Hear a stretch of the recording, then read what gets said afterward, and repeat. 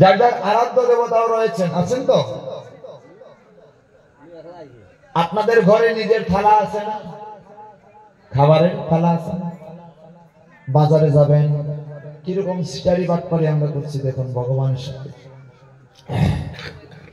হবিগঞ্জে যাবেন, বানিয়াতে স্টোরে গিয়ে বলবেন দাদা ভগবানের থালা দেখান, দেখবেন ভগবানের থালাই যা নিবেন কেউ। এই যে ভগবানের তলা এত বড়, দেখেছেন? ঠাকুরের তলা এত বড়, বাড়িতে দেখবেন কুকুরের তলা এত বড়। শুধু তাই নয়, আমার মতো যিনি কুকুর রয়েছে তার থালা দেখবেন কত সুন্দর সাজুগুজু করে, নোংরা নয়, কিন্তু ভগবানের থালার মধ্যে দেখবেন নোংরা পড়ে আছে। এতটুকু থালা, তার মধ্যে কত প্রেম দেখুন আমাদের ভগবানকে দিচ্ছে, আর ভগবান কতটুকু গ্রহণ করছে। এই থালার মধ্যে, এত বড় থালা বাবা, এই থালার মধ্যে নকুল দানা, কেউ বা সারাদিনের জন্য 1 চিমটি চিনি দিয়ে রেখে রাখি, আবার কেউ একটা কলারে একদম 10 পিস করে কেটে দেব। আমার ঠাকুরদা, আমার ঠাকুর বাবা তার 14 গোষ্ঠী খাবে, ভগবানের জন্য দিব। দেখে না কথা বলেন, দেখো কিরকম 2 নাম্বারই আমরা করছি। একটা আপেলকে কেটে কেটে টুকরাইতে টুকরাইতে এমন করবো যতজন মানুষ আছে এত টুকরা দেব। কত বড় সিটার, চিন্তা করি। তাও এরকম তো দিচ্ছি, দোকানা নকল দানা দেবো, বেশি নয়। বেশি দিলে যদি, বেশি খেলে ভগবানের যদি আবার ডায়াবেটিস হয়ে যায়, যদি বেশি বেশি দিলে যদি ডায়াবেটিস হয়ে যায় ভগবানের, হ্যাঁ দুখানা বাতাসা দেব। তাও রায় উত্তর পেশে গৌর এসো, নিতাই এসো, 64 মহন্ত এসো, দ্বাদশ গোপাল এসো, তুমি যেন একা এসো না, খেয়ে ফুরাতে পারবে না। আমি এত কিছু দিয়েছি, এত বড় সিটার। গ্লাসের অবস্থা আরো মারাত্মক দাদু, বুড়ি আঙ্গুল লোক, এত বড় গ্লাস, কত বড় সিটার আমি হয়েছে। আরে বাবা, এটা তো ভগবানের ক্ষেত্রে করছি না, এটা তো আমি আমার নিজের ক্ষেত্রে করছি। নিজের জন্য বড় বড় গ্লাস, দামি দামি গ্লাস, দামি দামি সকল কিছু তৈরি করছি। দেখবেন কলিযুগের মানুষরা বাথরুমে টাইলস লাগায়, অথচ শালারা ভগবানের রুমের মধ্যে টাইলস লাগায়। ঠিক বলছি দাদু? বলছেন বাবা, পাঠের মধ্যে বসে শালা বলেছেন, গালি তো আমি জানি তো, সেটা তাই বলবে। শালা কোনো গালি নয়, শালা যেখানে গাভী থাকে সেটাকে বলা হয় গোশালা, যেখানে মায়েরা রান্না করে তাকে বলা হয় রন্ধনশালা, যেখানে বাচ্চারা লেখাপড়া করে তাকে বলা হয় পাঠশালা। শালা কোনো গালি কেমছে বলো? হিন্দু জাতি আমরা, মানব জাতি সর্বশ্রেষ্ঠ জাতি, এটা আমরা জানি। গীতা ভাগবত পাঠে যাই কিছু নিয়ে আসার জন্য, নিয়ে আসবো। আমরা জানি, কিছুক্ষণ আগে বলেছি সনাতন সংস্কৃতি হচ্ছে ধুতি পরে পাঠে যায়। ওই যে দাদুগণ যারা এসেছেন ধুতি পরে, কত সুন্দর লাগছে। হ্যাঁ, ধুতি পরে তিলক করে তারা এসেছেন।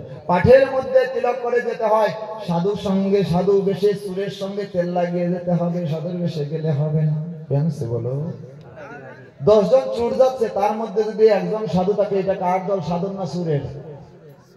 চুরের দল। আর 10 জন সাধুর সাথে যদি একজন চুর থাকে, এটা সাধুর দলই। কেমছে বলো? যে জায়গায় যেমন ওই জায়গায় তেমন করতে হবে। হিন্দু জাতি 2 বার ধুতি পরে আমার জানা মতে। এক হচ্ছে বিবাহের সময়, তাও অন্য কেউ ধুতি পরাইয়া দেয়। এখন তো ভাগ্যিস খুশিওয়ালা ধুতি কিনতে পাওয়া যায় না, তো হিন্দু বিয়ের কখন যে লগ্ন বয়ে যেত, শুধুমাত্র কুচি ঠিক করতে করতে। প্রেম সে বলো, হ্যাঁ শুধু তাই নয়, আর মৃত্যুর পরে তাও অন্যে পরিয়ে দেয়। অন্যে পরিয়ে দেয় না, নাকি আমাদের সামর্থ্য থাকে মৃত্যুর পরে অন্যরাই পরিয়ে দেয়। দেখুন, ধুতি পড়তে শিখুন, এটা সনাতনের সংস্কৃতি। ঠাকুরকে দিবেন, প্রতিদিন ঘুম থেকে উঠে যাই করুন, বিশেষ করে এই ব্রত মাসে কি কি করবেন একটু আমরা দৃষ্টান্ত দিয়ে আমাদের পাঠের বিশ্রামের দিকে আমরা যাব। বিশেষ করে এই দামোদর মাসে সব থেকে গুরুত্বপূর্ণ যেটি সেটি হচ্ছে প্রাতঃ স্নান করা। সূর্য উদিত হওয়ার 1 ঘন্টা 36 মিনিট পূর্বকে বলা হয় ব্রাহ্ম মুহূর্ত। সেই ব্রাহ্ম মুহূর্ত থেকে শুরু করে 48 মিনিট পর্যন্ত থাকে, সেই জায়গায় আমরা স্নান করব, সেই সময় আমরা স্নান করব। বিশেষ করে যদি গঙ্গা জলে স্নান করতে পারি সেই ক্ষেত্রে মঙ্গল, কিন্তু এখন তো আর গঙ্গা জল পাওয়া যায় না, এখন শাওয়ার পাওয়া যায়। বলছে বাবা তাও একটু গঙ্গা জল তৈরি করে ছিটিয়ে নিয়ে নিস, শাওয়ারে তো স্নান করবি। স্নানের বিধি রয়েছে, ধ্যান দেই। স্নান কিভাবে করতে হয়? আমরা এখন বাথরুমে যাই, বাথরুমে তো আর কেউ থাকে না, উলঙ্গ অবস্থায় স্নান করি। মনে রাখবেন গঙ্গা দেবীর কাছে, ভূমি মাতার কাছে উলঙ্গ অবস্থায় থাকতে নেই। গায়ে অন্তত পক্ষে কাপড় জড়িয়ে স্নান করা উচিত, নতুবা পরবর্তী জন্মে কলা গাছ বা বৃক্ষজনি প্রাপ্ত হতে হয়। প্রেম সে বলো। শুধু তাই নয়, বাথরুমে যাওয়ার আগে মন্ত্র বলতে হয়। কোন মন্ত্র বলে যাব তাও সনাতন শাস্ত্র শিক্ষা দিচ্ছেন। ওম আজ্ঞা কুরু বসুন্ধরা, হে বসুন্ধরা মাতা আমায় কৃপা করে অনুমতি প্রদান করো। এই তোমার বসুন্ধরা, এই ধরনীতে আমি কত পাপ কার্য করছি, কৃপা করে আমায় ক্ষমা করো। স্নান করব, জল ছিটিয়ে অপবিত্র পবিত্র বা সর্বাবস্থাঙ্গতৌ পিবা ইয়া স্মরে পুণ্ডরিকাক্ষ সব্বজ্জবন্তরো শুচিহি নমো শুচি নমো শুচি নমো শুচি। স্নান করব, তার দ্বারা কি বোঝায় বলুন তো? আপনাদের এখানে যাদের বাবা মারা গিয়েছে বা আপনারা হরিনাম সংকীর্তনে যান, যেখানেই যান না কেন, পুরোহিত মহাশয় এই মন্ত্রটা হাতে জল দিয়ে বলে কিনা দাদু?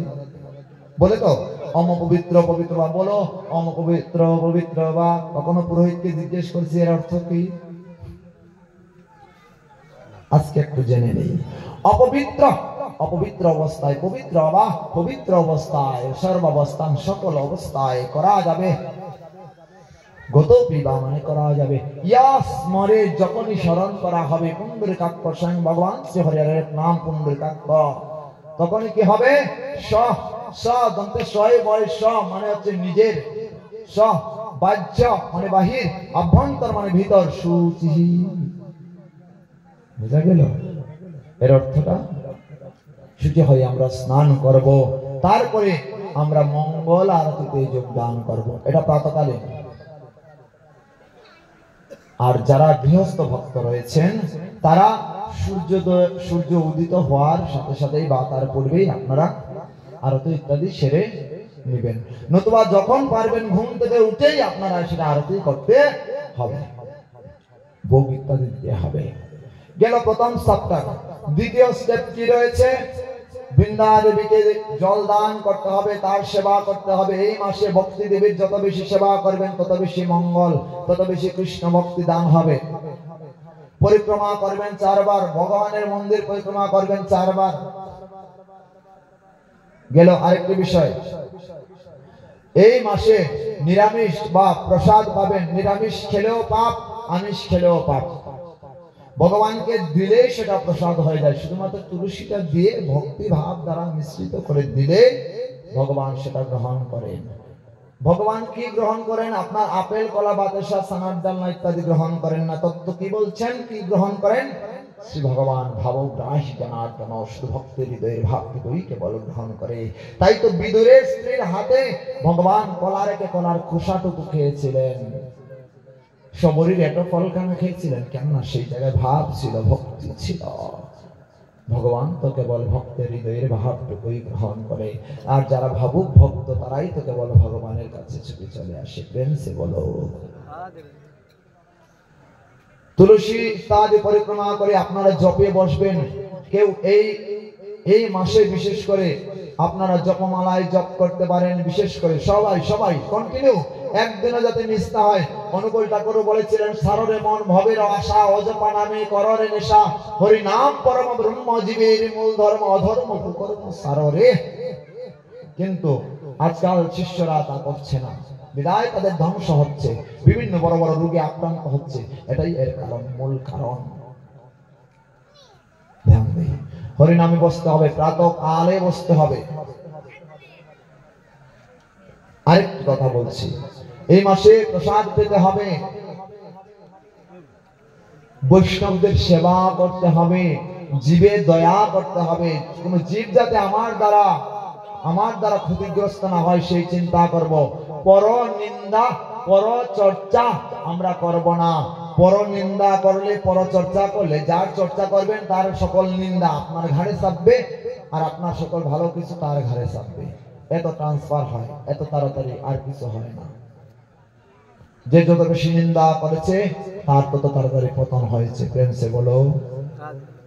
তাই হরিনাম নিবেন, সদা সর্বদা হরিনাম নিবেন। সন্ধ্যাকালীন আরতি করবেন, আরতি করে আপনারা ভজন সাধন ইত্যাদি করবেন বিশেষ করে।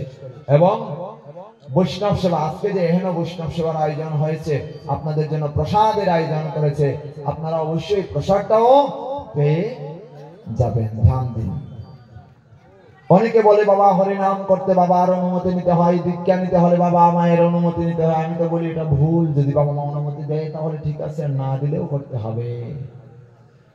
একাদশী ব্রত কিভাবে করতে হয় বলছে, নির্জলা করতে হয়। যদি না পারেন ফল ইত্যাদি আহার করে একাদশী ব্রত করবেন। ফল ইত্যাদি আহার করে একাদশী ব্রত করতে হবে। জল ইত্যাদি আহার করে, দুধ ইত্যাদি ইত্যাদি আহার করে অবশ্যই আমাদের একাদশী ব্রত করা প্রয়োজন। কেন? এটা ভগবত ভক্তির একটি অংশ হচ্ছে একাদশী ব্রত। একাদশ ইন্দ্রিয়টাকে দমন করার নাম হচ্ছে একাদশী ব্রত। ভগবানের কাছে থাকার নাম হচ্ছে একাদশী ব্রত। যারা এই মাসে জাগরণ করতে পারবে তাদের তো একদম জাগরণে 50% ফল লাভ শাস্ত্রে বর্ণিত করেছেন। মোবাইলে সিরিয়াল দেখে নয়, টিভিতে সিরিয়াল দেখে নয়, হরিনাম করে করে সাধু সঙ্গে জাগরণ করতে হবে। ধ্যান দিন। আপনি হরিনাম করছেন, এটা কারো অনুমতি নিতে হয় না। আপনি দীক্ষা নেবেন, কারো অনুমতি নিতে হয় না। কেউ যদি বাধা দেয় কৃষ্ণ ভজনের দিকে, মনে রাখবেন সেই আত্মীয় স্বজন নয়। পিতা নশস্বাৎ, মাতা নশস্বাৎ, গুরু নশস্বাৎ, আত্মীয় স্বজন নশস্বাৎ, সজ্জন নশস্বাৎ। সেই গুরু নয় যে কৃষ্ণ ভজনে বাধা দেয়, সেই মাতা নয় যে কৃষ্ণ ভজনে বাধা দেয়, সেই পিতা নয় যে কৃষ্ণ ভজনে বাধা দেয়, সেই আত্মীয় স্বজন নয় যে কৃষ্ণ ভজনে বাধা দেয়। বলছে অনুমতি নিতে হয়। বাবা মোবাইলে যখন সারা রাত কথা বলি গার্লফ্রেন্ডের সাথে, বয়ফ্রেন্ডের সাথে, বাবা মার অনুমতি নেই। প্রেম যখন করেন তখন কি বাবা মায়ের অনুমতি নিয়ে প্রেম করা হয় যে আমি করব কিনা? আর ধর্মের ক্ষেত্রে 12:30 বাজিয়ে দিচ্ছেন শুধু। এগুলো থেকে বেরিয়ে আসতে হবে। বাঙালি যখন অনুভূতি না করছে, তথাপিও অনুভূতি না করলে কৃষ্ণ প্রেম জাগরিত হবে না। পরিশেষে একটি কথাই বলছে, শ্রীমদ্ ভাগবত বলছেন, ইয়দ্দিনং দুর্দিনং মন্যে মেঘাচ্ছন্নং দুর্দিনং তদ্দিনং দুর্দিনং মন্যে হরিকথামৃত বর্জিতং। মেঘাচ্ছন্ন দিন কবু নহে দুর্দিন, কৃষ্ণ ভজনে বিহীন, কৃষ্ণ ভোলা ভজনে বিহীন যেই জীবন, সেই জীবন হচ্ছে, সেই দিন হচ্ছে মানব জীবনের পরম দুর্দিন। নদীর জন্ম যেখানে হোক না কেন, সাগর হচ্ছে তার মিলন কেন্দ্র। কৈলাস সরোবরে হোক, মানস সরোবরে হোক, পাহাড় পর্বত ডিঙ্গিয়ে গিয়ে সাগরে গিয়ে মিলিত হয়। নদী জীবনের সার্থকতা মহাসমুদ্রে গিয়ে মিলিত হওয়া। আর মানব জীবনের সার্থকতা হচ্ছে সাধন ভজন ত্যাগ তপস্যা দ্বারা ভগবানের শ্রীপাদ পদ্ম লাভ করা।